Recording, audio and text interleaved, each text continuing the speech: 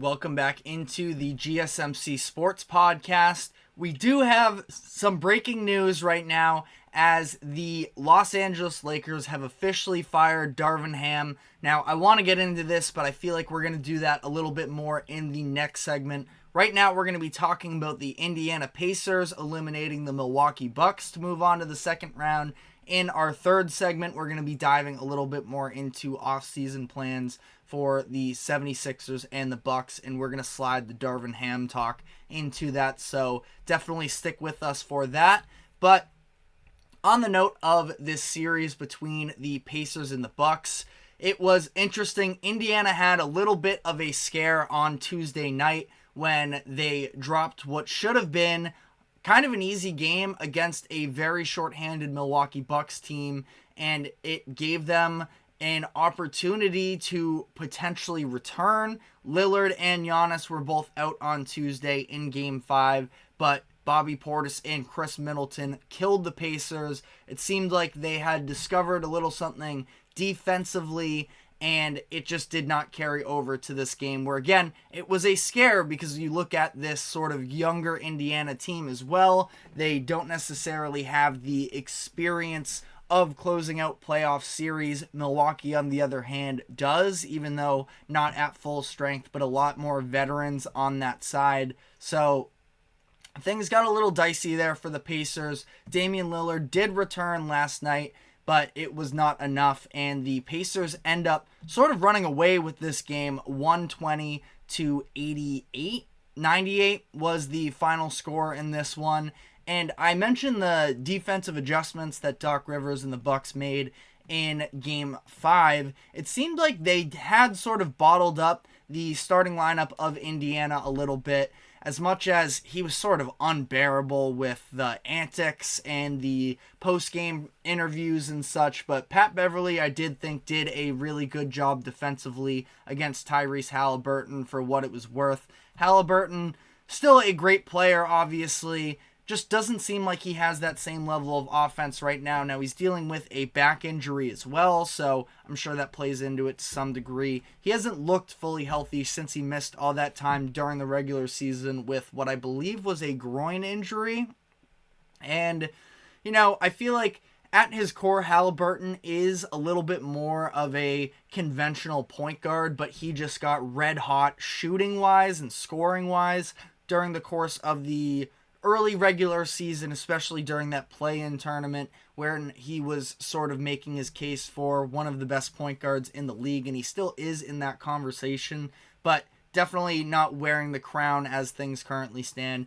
I only say that because in this game, again, the volume of shots is still up, specifically beyond the three-point line, but just hasn't been the same level of scorer. Now, again, one of the Pat Bev quotes that it just drives me a little bit crazy was that he said, oh, well, if I had the ball for 40 minutes as well, I'd probably also end up with 10 assists. Pat Bev did actually play 40 minutes last night, more than any other player in the game. He had 5 assists, 6 points, 3 of 11 from the field, so I'm not going to talk too much about Beverly, other than the final detail of the fact that he threw a ball at a fan late in this game in the fourth quarter after it was pretty much wrapped up. Now, he defended himself, saying, oh, well, they were talking to us all night, and we asked for help. Nobody really came to remove them, and I still feel like resulting in physical violence, not to sound soft or anything, but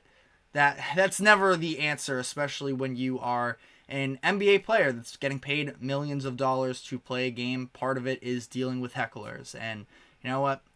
Is what it is. I've already spent too much time on that whole situation, but again, I sort of dove into this conversation because I was talking about the defense of Milwaukee, which, again, Halliburton was a little bit limited. I thought that, once again, they did a really good job, Bobby Portis in particular, guarding Pascal Siakam, who killed them early in this series, and I thought that, for a lot of this game, Siakam was bottled up until he started getting himself going in the third quarter. But the entire starting lineup for Indiana wasn't necessarily all that effective. Didn't even get a good Miles Turner game. But the difference in this one was the bench scoring because of Obi Toppin and TJ McConnell. Now, Obi Toppin has sort of been one of the less talked about storylines of this series, and I myself am guilty of that as well. I feel like every time I watch these games, I make a note.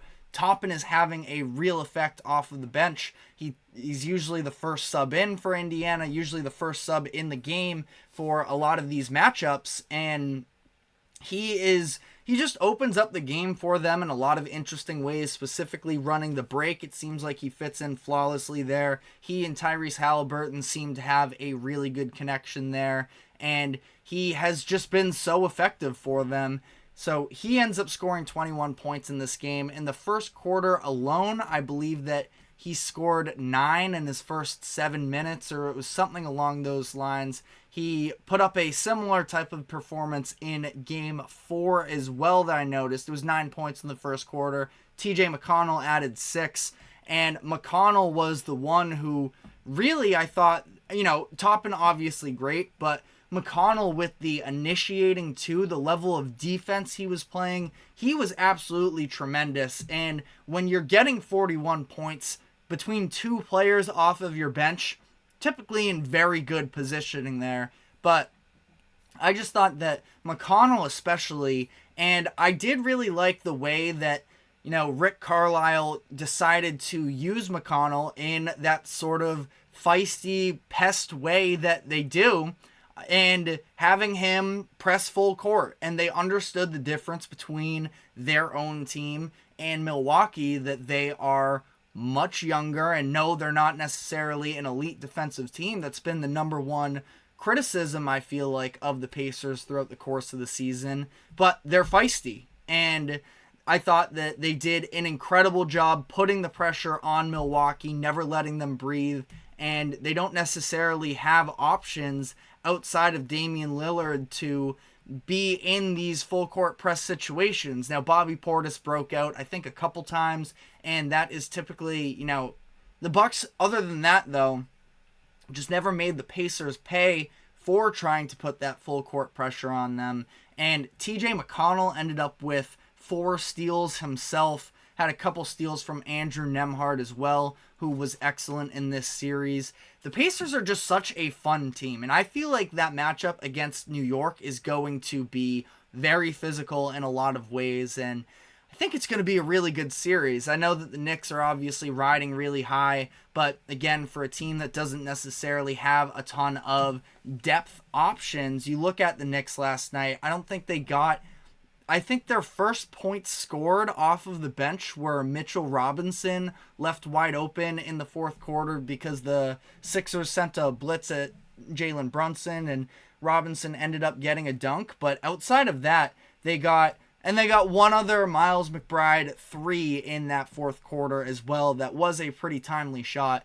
But 5 bench points for New York last night, as opposed to Indiana, who has had a consistent, and obviously it's going to be really interesting seeing that Obi Toppin storyline coming into New York, because if you've noticed a couple times during, and I don't know if this was a regular season phenomenon as well, it could have been. I watched the Pacers, but I'm not necessarily tuned into the audio quite as much of every single game during the regular season, but the Obi Toppin chants in Indiana have been flying this series, so him returning back to New York, obviously a little bit of a disappointing, I wouldn't call it a flameout necessarily, it was always a clunky fit with Julius Randle as well in New York, and he's found a great home for himself in Indiana, so I feel like that series is going to be a really fun one for sure.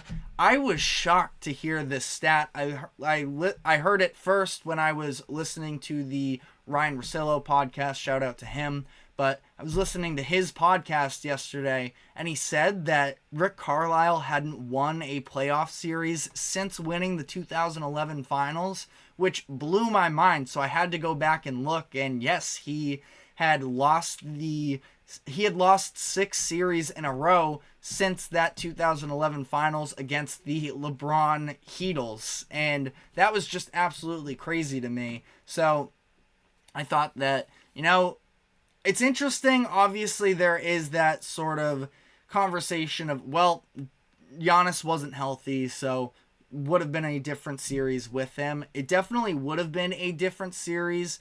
I was leaning, granted, when I made my pick of the Pacers over the Bucks, it was knowing that Giannis was going to miss at least the first couple games, and I thought they were going to build up an insurmountable lead for if Giannis was even going to come back, and he never even played a single second in this series. So I know that a lot of people, there was a conversation surrounding the Bucks last year in terms of whether or not them losing to the Heat last year was a failure.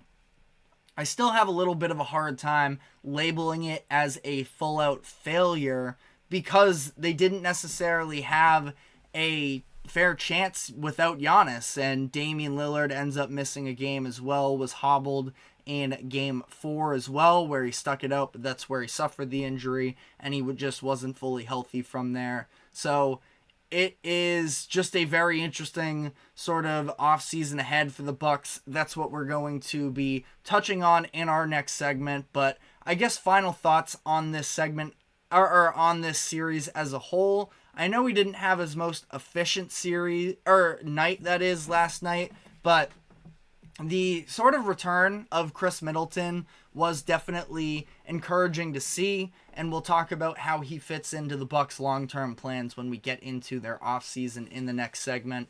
But it was good to see his sort of development, and I wouldn't even say development is the right way to go about it, because he's been developed. It's just that he hasn't been healthy, and that is something that you can feel good about if you are the Bucks moving forward. But I guess keep talking about it, hinting at it a little bit.